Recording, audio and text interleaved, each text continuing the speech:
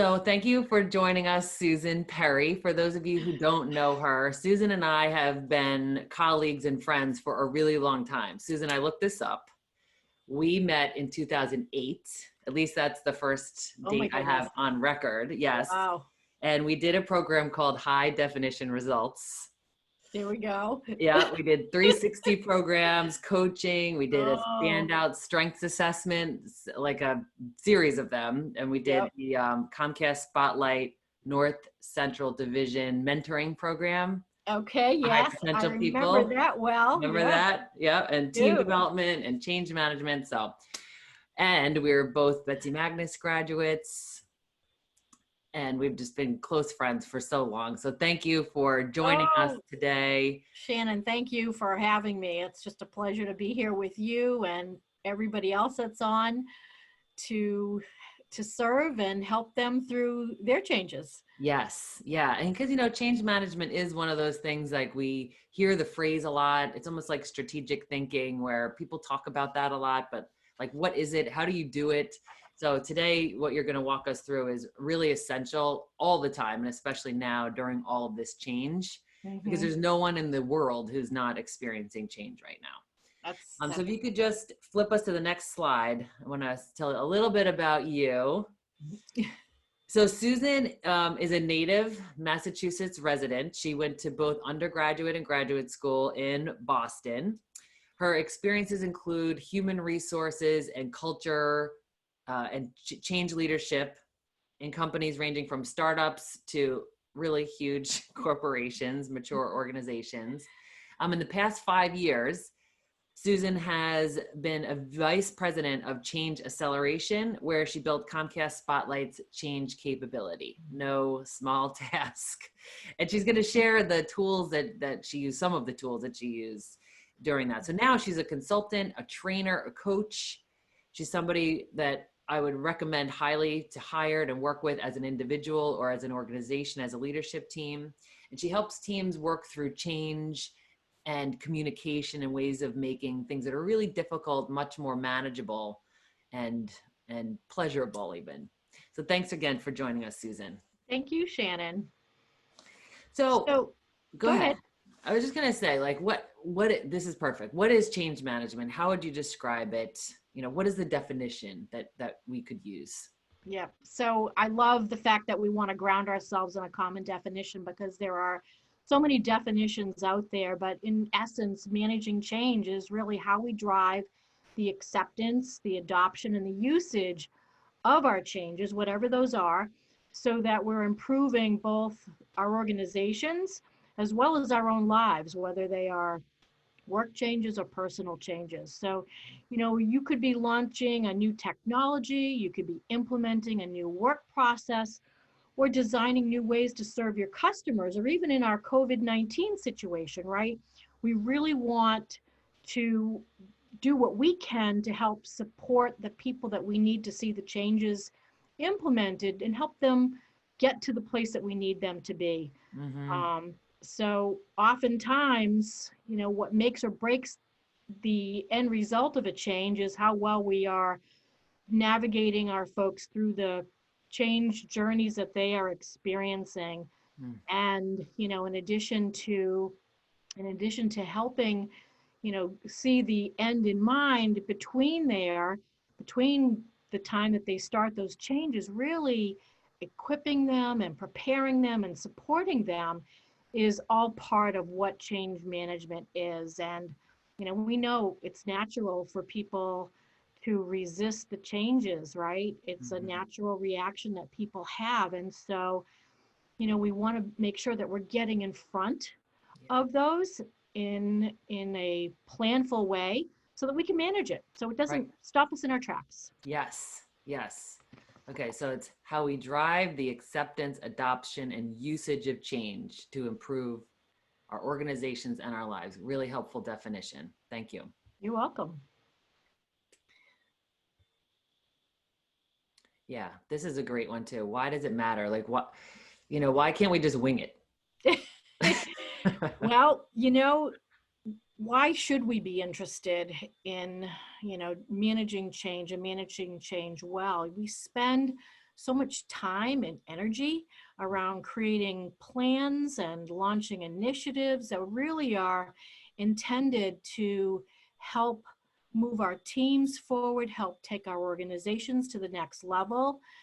So, and we also can think of using our current situation. Why does it matter? Well, in our current pandemic world, there are lives at stake, right? So not every change is going to have the same level of what's at stake, but there are some compelling reasons to why we should go out the gate and try to do this well. Yeah. The other thing I add to why this matters is because there is so much rework being done in the world.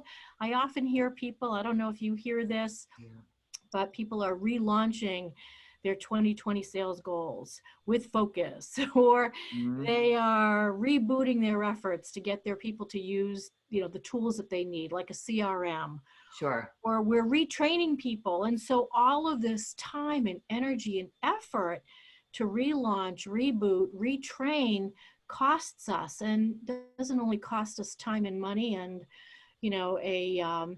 a slowness to our ultimate path, but it also drains people. There's an energy drain. Yes. And there's Significant. an engagement drain, right? Sure. So we want to keep people engaged, and for all those reasons, that's why I'm such an advocate to proactively managing change and doing so in the best way possible. Yeah. Yes. And shout out to Comcast, because I remember you getting this level of certification and expertise because it was in preparation for an acquisition.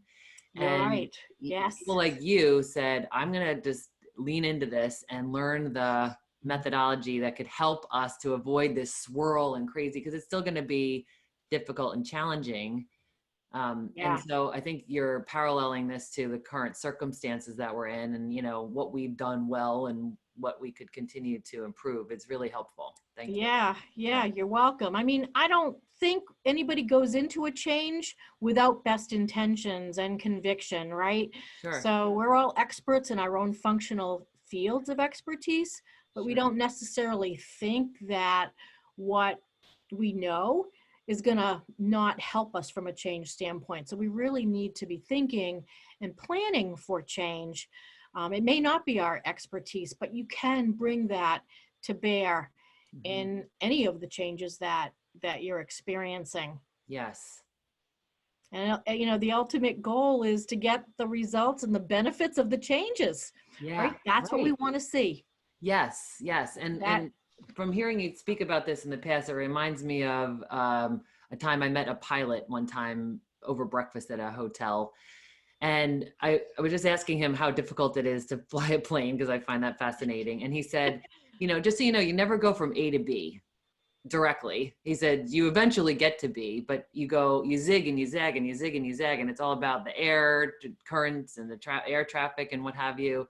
So that's what I'm hearing you say, is it's like, what we want to get to is B. We want to get to the vision or the goal, but how we're going to get there, requires the ability to be nimble and a plan, right? There's that balance. Yes, it does. But I would also say that a pilot, when they're making those plans, they want to get their passengers to their destination in the fastest way possible without hiccups. Yes. Same thing with a change plan. Yes. Perfect. So, one of the things that I'm often asked is, okay, so where do we even start? And, there are a number of questions that I am asking up front. It's that whole thinking around go slow first to go fast later. Oftentimes we want to jump right into execution, but really just taking some time to ask some, what I even think are relatively simple questions up front. Let me share the first three. It's, the first thing is, what do you need to change and why? Right. That's, kind of the very first place to start. And, then you want to know, so who needs to change? Who are all the audiences that are going to be impacted by your change? And what changes do you need them to make? And then to what degree Do you, you know, are those impacts? Not everybody necessarily will be impacted in the same way. Right. So understanding this up front, knowing what it is you need to change and also why, but also who's impacted and how will they be impacted. So that when we get to our planning and implementation for the change, we can bring this wisdom into those plans. And the very last question is, what will success look like when that change is in place, right? So, you know, making sure that we have a way not only to know where our end state is, but then we'll have a way to measure our progress along the way. You know, we don't want to get to the end and say, oh, we didn't make it. We want to know where that end state is. And also, what are those things that are going to happen along the way that tell us that we're on the path to success, to getting those changes in place? Yeah, that's so important. And I've heard it said that a leader's role is to make the organization or the individuals leading the organization and participating in it see the change as something that must happen. So it's like making the now not sustainable or not attractive, and making the where we're going something that people really get excited about and are inspired to help create, because we know that that distance between these two places can be rough. It can and be. So that's what I'm hearing you say, is if we start off with the clarity of like, what do we need to change? Who needs to change? And it's not an answer like everyone needs to change, you know, something really nebulous and, you know, nondescript like that. What you're saying is it's like, what are the different audiences or populations of people who need to change? How is this affecting them? Right. And then you're saying, you know, what does that look like? What is that? What's it going to be like when we get through all of this? Really good place to start. Yep. So I love this visual because, you know, what this really helps us is to ground ourselves in the fact that change is a process, right? We're starting at our current state, how we do things today. Then we go through a transition of adjusting the behaviors and learning to get to the future state. The other important piece of this visual, though, is the bottom half. You know, think of every square and every phase representing each one of us. So change happens one person at a time.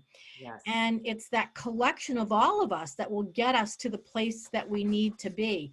I think, you know, we just kind of think that we announce where we're going and people are just going to move, but we really need to understand that it is a process, and it's not, you know, change is not an event. It's not something that happens overnight. Yes. Yeah. And I bet all of us have experienced moments in our lives where either we're the person who is the Lone Ranger going, come on, let's go. Yeah. Or we see someone else doing that and we haven't been quite informed or bought in yet. So I think for you to spell it out like this, where it's like, here's where we are, this is what it's going to be like in the middle, and then here's the glory, or here's, you know, where we're going to end up, is just a helpful visual for us to see. It's all these individuals combined that makes a team or an organization. Exactly. And so, you know, if we use the pandemic as an example, you know, that's something that we're all experiencing. Yes. So the changes we needed to see were what? If we're thinking about social distancing or staying at home, you know, we all started in one place, or even using a face mask. You know, so going back to what I was saying earlier, you know, naturally we want people to do things correctly. And sometimes I think when we make an announcement or a launch date or a go live date, we think that everybody is just going to do it. But, you know, we have to understand that, you know, people have to go through a transition to ultimately get to the future state. And the whole why behind this, we want to stop the spread of the virus. But what happens really is that, as well intended as it all is, there's confusion. I mean, if we think about the social distancing, and again, as this example, it was a new term, it was broad, and it was somewhat left to people's interpretation around what that meant. I mean, there was statements about 6 feet apart, but, you know, I also heard about people not understanding what staying at home meant, because people were asking, can I have my friends over, or can my family come over? And the answer was no. If they don't live under your roof, you can't have them. Right. So, here's an example of, how we're losing people if we're not being as explicit as we can in the behaviors that we need to see and for whom. And, I was also hearing at grocery stores, people were seeing people every single day. Well, that's not, Yeah. staying at home. And again, it was left up for people to kind of take their own interpretation. And Mhm. so already I think we're seeing signs of not fully adopting the behaviors that Yes. we need to see, right? Right. And so when that continues, we lose even more state. And we ultimately, when we get to that future state, it's not what we expect it to be. And, the flag for me goes up in all of this to say, is the pandemic change plan working? Are we Mhm. seeing all the behaviors that we need to see people make? And I'm not seeing full adoption, but rather, there's a stop and start and recommunication and re-educating of people. Now, Mhm. granted, Shannon, this came at us very quickly, right? And it's not all bad because we all know now how to wash our hands Yes, that correctly. that But transition went well. taking this example in a work context, we think that when we announce a change that somebody, if we've got a sales team that's automatically going to use a CRM system on a go live date, we expect what's on the right hand of the screen, but really what we may get is a Swiss cheese effect. And Mhm. that's not reaping the full benefits of what that system was intended to produce, Right. Yeah. right? Yes. Great example. Thank you for that, because there really is a lack of consistency. Oh, you're welcome. So, what's the opportunity? There definitely is an opportunity. And that opportunity really is around a model that I love. Mhm. And Shannon, you're familiar with this model as well. It was created almost 20 years ago by a company called Prosci, and they are a leading organization on change management. They do unbelievable research and learning. And this model, I love it for its simplicity, Mhm. as well as, in my experience with it works hands down. So it's called ADKAR, and when used correctly, it produces change results on an individual level as well as an organizational level. We saw, how change happens one person at a time, but also at an organizational level when we've got the combination of everybody moving in the direction we need them to.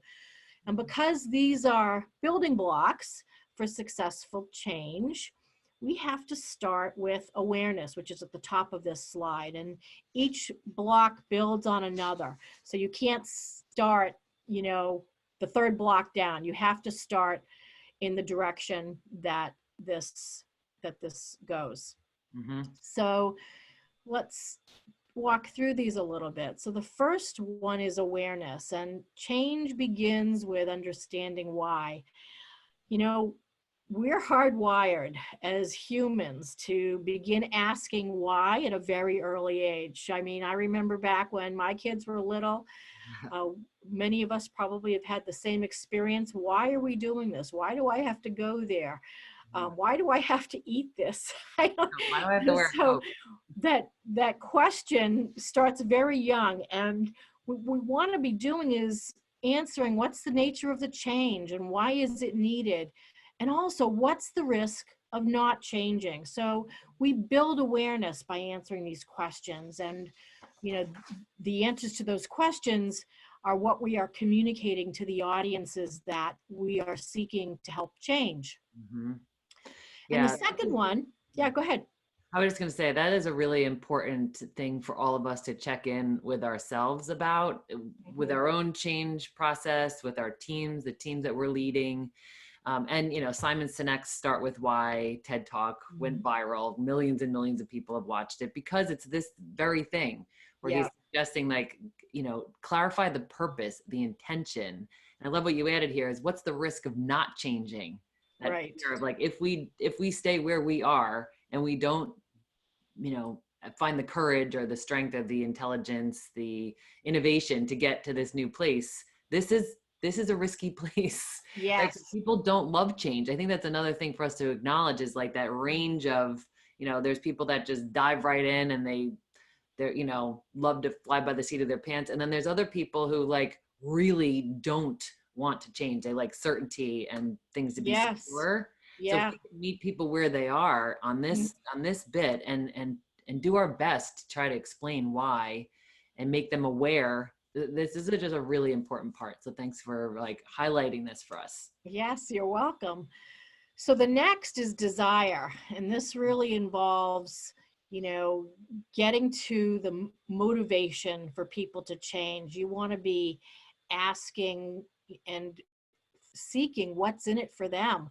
You know, really, it's a personal choice. This is out of all of the ADKAR elements, the most difficult to influence. It's not that you can't influence it, but really, from people to build that desire, it's really about them making that personal choice, not only to change, but to engage and to continue to do that. So pulling out the benefits of a particular change is something that we want to do, whether it's a what's in it for me or a what's in it for us or a both. But we want to be communicating those to our audiences in a multitude of ways that would resonate, because again, we know not everyone is the same. And to your last point, Shannon, not everyone accepts or is open to change as quickly as others. So we need to understand that and make sure that we're building in those messages and those connections and those discussions that really help us to not only learn what are motivating factors for people, but also how can we, you know, communicate those factors through the changes that we are trying to make. Yes, yes. I have a client who has a teammate who at this point is refusing to use video for their Zoom and WebEx meetings. Mm-hmm. And I think of this model when the individual tells me about the story, because I think, you know, this person just does not have the desire, doesn't really understand, like they understand that we have to be virtual. Okay. I think that awareness is there, but the awareness of like why video is so helpful just has Yes. not landed yet. You know, so that's like, we can't move on with this person until we settle this. To your point about the building blocks, like if you Right. don't deal with and work through and even customize your approach to your team members to help them with this desire, to your point, this is the hardest part. Right. You know, It I mean, really, how do you convince people? yeah, you can't train it. You can't force it. Yeah. You really need to dig a little deeper Mm-hmm. so that we understand what those motivations for those people are going to Right. be. And what I learned about this individual is the concern was the person who doesn't want to use the video doesn't want people to see that person's home. Like they don't want to be Okay. judged on their home. So I mean, it's not like I don't want to see my teammates, right? So it's very personal, that desire. Yes. Yes. There you go. That's a great example. Mm-hmm. So the next one is knowledge. So knowledge is all about making sure that people understand how to make the change that we need them to make. And often it's around training them on either a new process or new tools. You know, how do we put on face masks correctly? And learning new skills. So this is really, you know, the place where people are getting that tactical ability so that they can translate that knowledge into action, which takes us to the next one around ability. So ability builds off the knowledge that one gains through that training. And they have demonstrated the, you know, the proficiency, the capability that Sure. they can do things that we need them to do in the new way and do it correctly. Mm-hmm. So this is really the place where, you know, we're building ability through coaching, or we're having subject matter experts involved sharing their best practices. And, you know, we ourselves also are practicing, and we're using all of the supports that we have to help us be proficient, because when we're in the ability phase, this is where, you know, we feel hands down, we've got this locked and loaded. You know, I always said, You don't want your salesperson to go out and sell something that they themselves don't know how to use.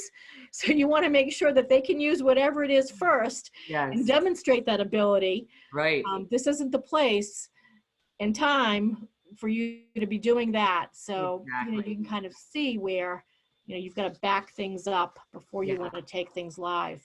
And I remember when I learned the ADKAR model, this confused me. Like, what's the difference between knowledge and ability? And what I'm hearing you say is it's like the gap between, like, the knowing doing gap is Yeah.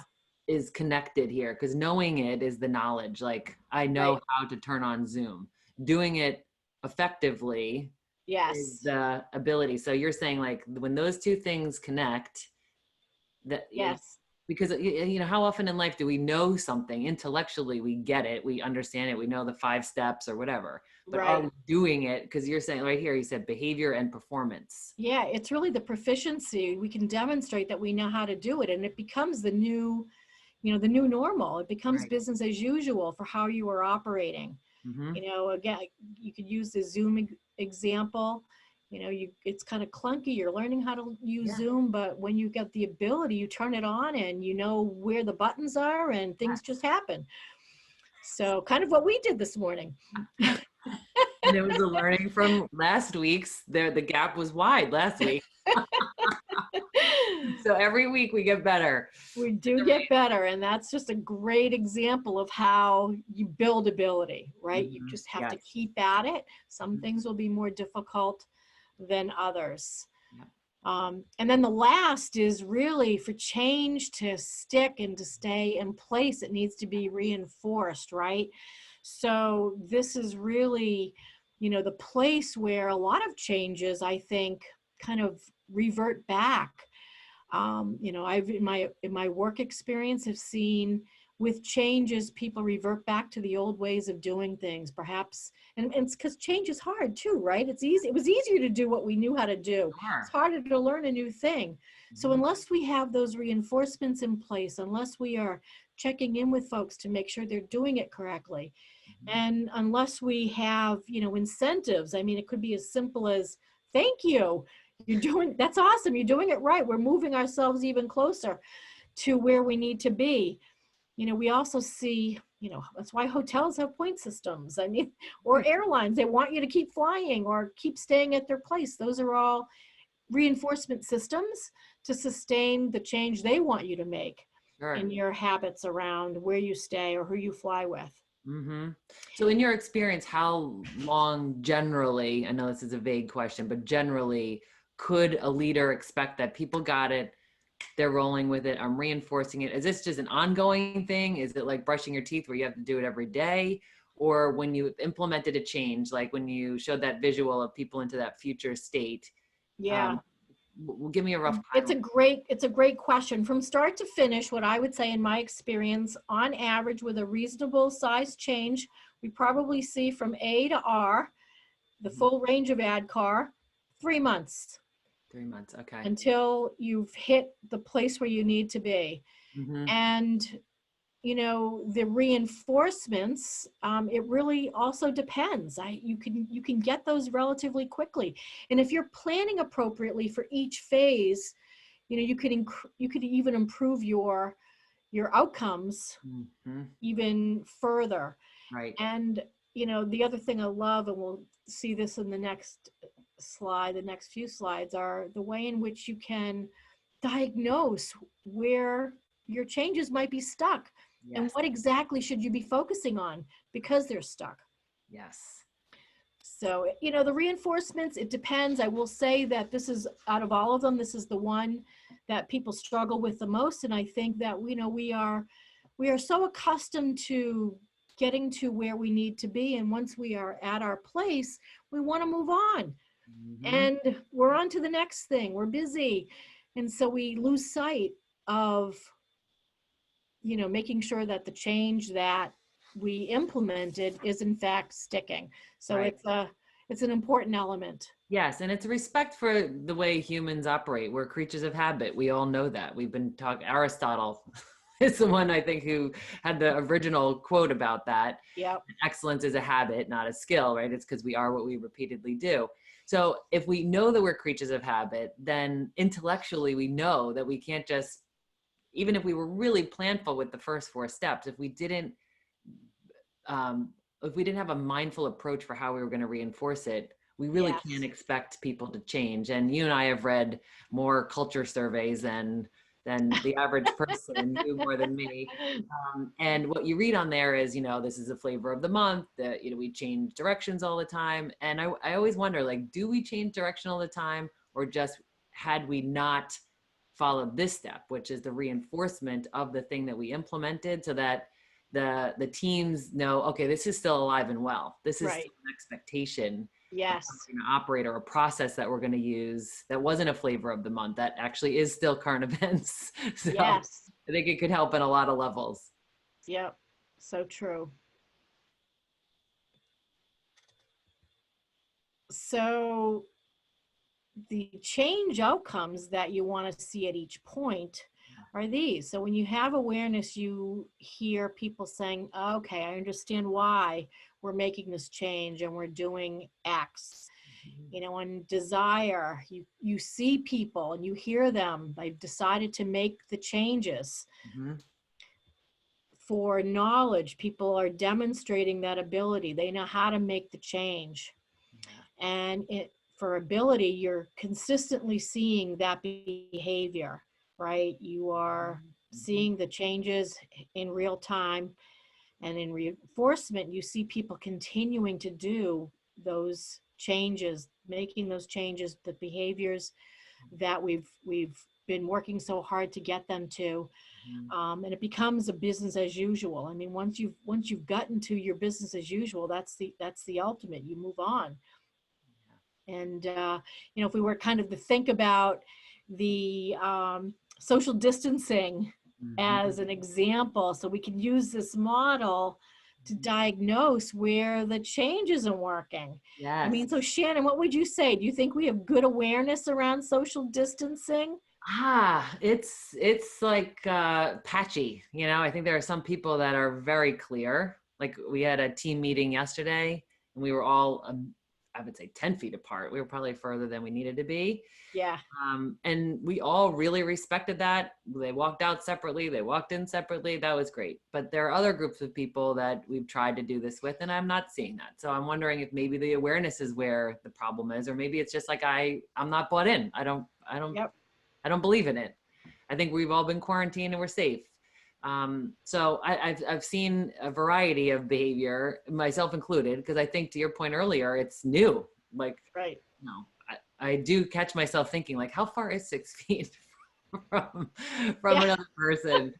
Yeah. So how about you, Susan? Where do you find yourself in this? Yeah, well, I think that, the awareness, desire, knowledge, I mean, I do see some gaps in all of those areas, but we can't expect people to take action correctly. Again, as I said a while ago, we got to start with awareness. And if people don't understand what it is we need them to do, why we need to do it, and awareness and desire, oftentimes, they're very close in terms of when we're communicating and how we're communicating and engaging with people, so that they really understand. And I'm finding a little bit of a challenge. I don't know if you would agree with this, but a lot of the communication is one note.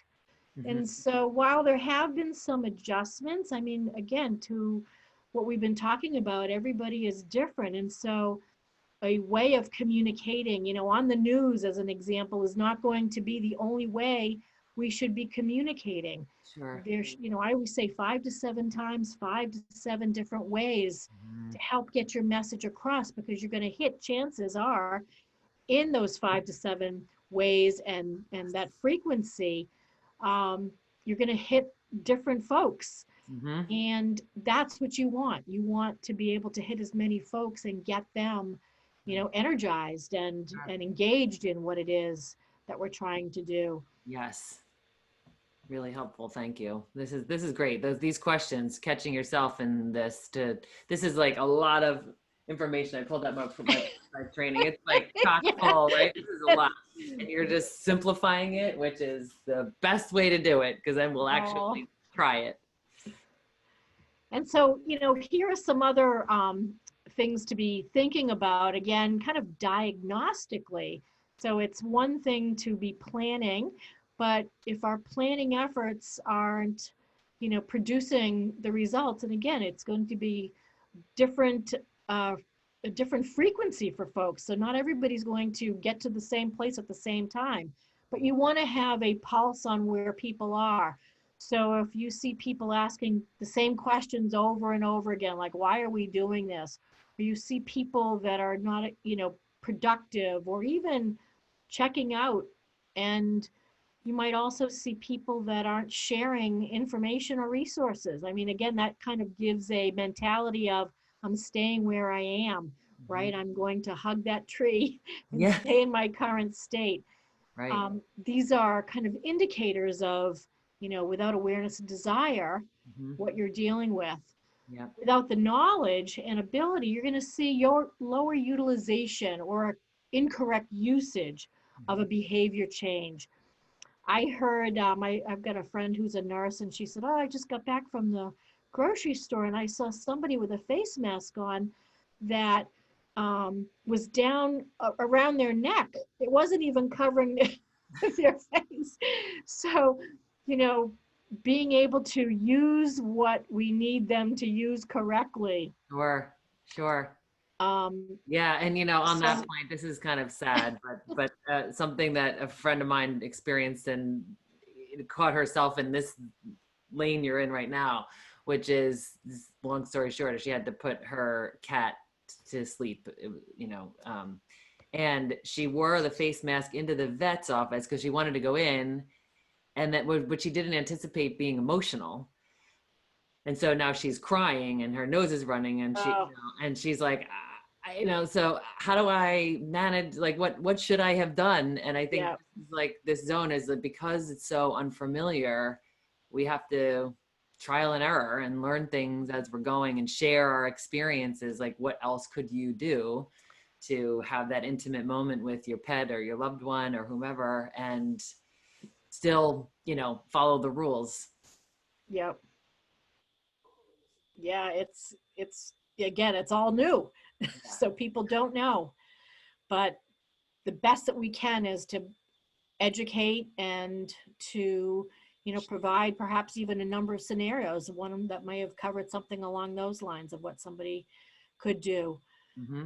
Yeah. And without reinforcement, we see again people going back to the old ways of the way they were doing things. In the face mask scenario, it might be not to wear one at all if we're not reinforcing those behaviors. We'll see that the ultimate utilization is less than we anticipated. So we want everybody to be on board, not just that Swiss cheese effect. Mm-hmm. And without reinforcement too, I think what we are setting our organizations up for is kind of a history of changes that aren't managed as well as they possibly could be managed. Mm-hmm. Right. Yeah, and I think with the duration of what's going on right now, I mean, even just using your 3-month example or your, Mhm. ballpark, it's a long time for people to maintain these new behaviors. Like, it was one thing to ask everyone to do that for a couple of weeks. For Yes. this to be the way it's going to be for a while, I think it's really important that we keep checking in on this range of things, the ADKAR model, and saying, We, we might have to continue to go back to A, like, what we awareness, why absolutely. do we have to keep doing this? And if you I have a think it's the solid cycle. communication plan in place, it's something that, you can just, it's not like you're creating something at the end. You've got something that you've already created that you're leveraging for the Mhm. benefit of those that are in those particular places of ADKAR. Yeah, yeah, for sure. I added a simple example here of what it looks like in action, and this is something that we probably have all experienced when we're staying at a hotel. The hotels were really trying to get on this mission of saving our planet through the consumption of water, minimizing the consumption of water. So the nature of the change was save our planet. The why that the change was needed was, every day, millions of gallons of water are used. You make the choice was the personal decision to appeal to folks and knowing how to make the change, either the towel on the rack or on the floor. Yep. So hopefully there was something in there that would make people motivated to participate, and then that simple thank you, that gratitude to help make it stick. I also know that hotels went so far as to give people extra points. I know I stayed in a few where you got extra points if you were reusing your towel, so there was another reinforcement that's not pictured here.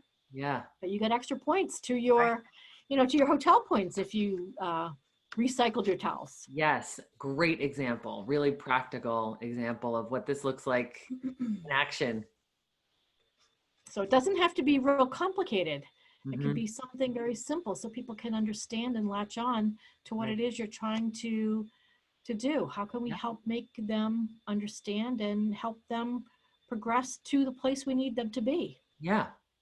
Right? Absolutely. So where we started, change happens one person at a time, and this model is terrific for one person, or if it's 5 people, 20, 1,000 people. I've seen it work for so many more than that 1,000 mark.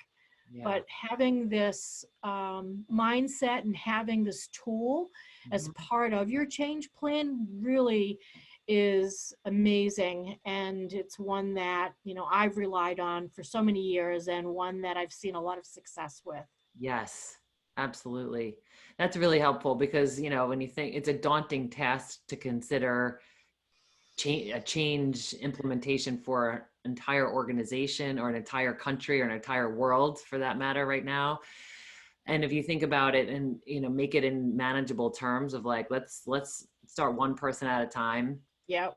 And then that collection of people is a team, and then that collection of teams is an organization, and that whole ripple effect. And I think it's a very helpful and personalized tool, because we're not strong arming people to the finish line. We're meeting them where they are.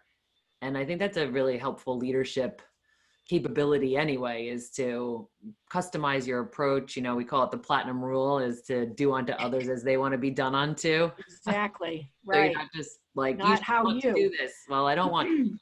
Okay. What's the challenge, or, where's the disconnect? Right. What doesn't make sense to you about that? Yep. Yeah. And so what's great, and we have been using some personal examples as well, is that this works for an organization, but it also works at home. Yeah. So if you are trying to influence a change, give this a try. Yes. Yeah, that's excellent. So in your experience, which is vast, what encouragement can you give those of us who are leading teams, who are struggling with the change? Maybe we're in the A or the D in ADKAR. Maybe we're not really bought in to how we're going to work remotely or how we manage our teams remotely. What advice or encouragement can you give us? It's a great question. The first thing that comes to mind, and kind of to piggyback off of what you're just saying, is, we need to be ourselves engaged first. It's kind of the analogy, put your face mask on first before you can help others. Yeah.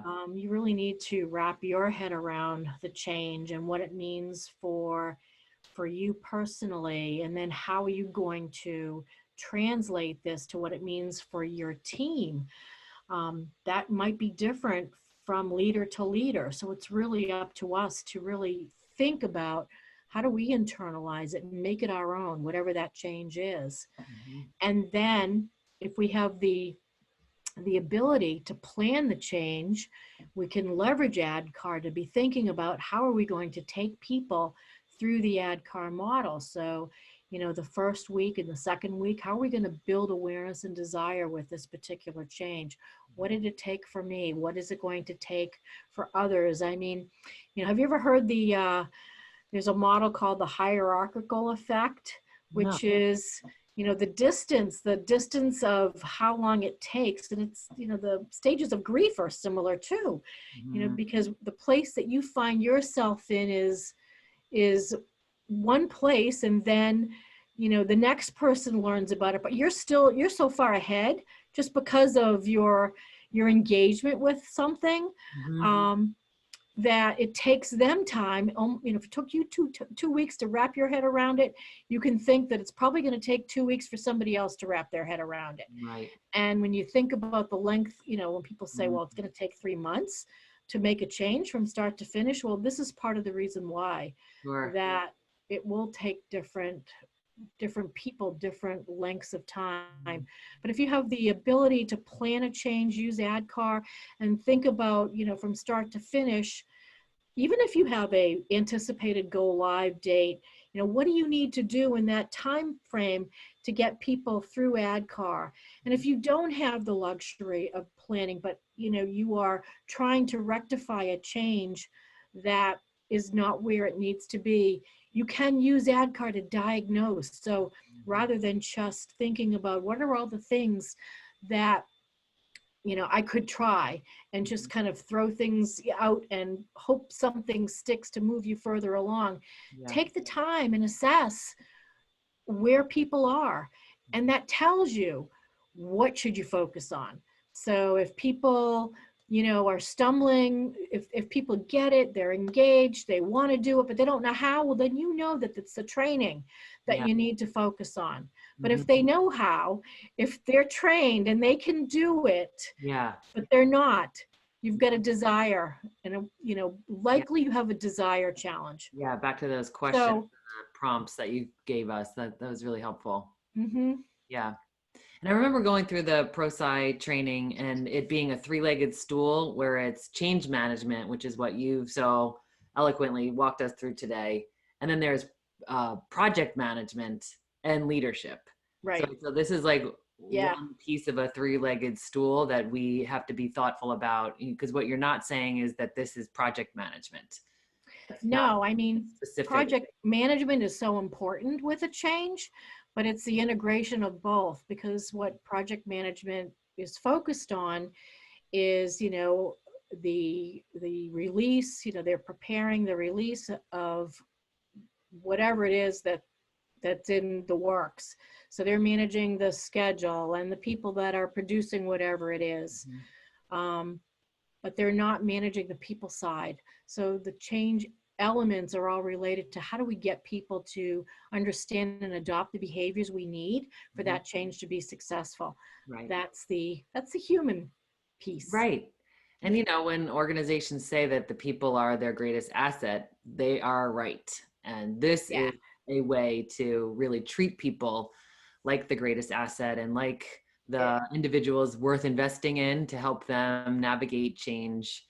And then I'm also hearing you say, because there's complexity, right? We could have like an ADKAR and then another ADKAR, because we've got the work from home, and then we've got new initiatives all the time. And now it's like when are we going back to work?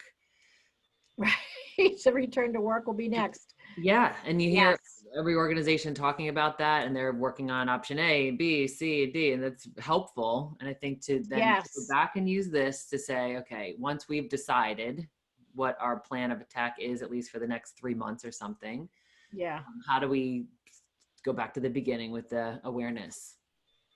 Exactly. And, that's, I think, another important point, because so many of us are involved in a multitude of changes. And so if we can organize it in a way that helps people, as opposed to just keep piling on and having collisions, the better chance we have of getting people through those changes successfully. And, I love to hear that people in your world are talking about those return to work scenarios, because it's those organizations that are doing that now are going to have a greater chance of success. Because again, if it takes 3 months for people to get into a back to business as usual, or whatever that new environment would look like, to be planning that now, and even communicating to get awareness and desire in place before you need them to show up. I mean, that's That's key. You want them to be an ability when they come back to the office. That's probably the simplest way to put it. That is the Right? great way to put it. Yeah, the first A and D are things that we can handle before walking back in the door, because I think that's a lot of what the thought leadership is now. Like, how will we do it? What will Yes. this look like? How can Yes. we, for the essential workers, how can they get back and stay safe? A very challenging problem to solve. Yep. And so exactly what you're saying is so timely. Really helpful. So could you share your contact information with those who are watching, who know that you would be a great resource for them, that they could reach out to you for coaching, support, team engagement, maybe you walk their organization through something like this to help them understand? Yes, I'd be happy to. I've got Thanks. a thank Oh, you good. and just a little screenshot of my business card. I love it. The Chief Change Accelerator. Yes, Susan Perry. Thanks for joining us today and for sharing your Shannon, thank wisdom. you. Thank you, everybody, for being here. It's been a Yes, pleasure. awesome. Well, be well and keep leading the change.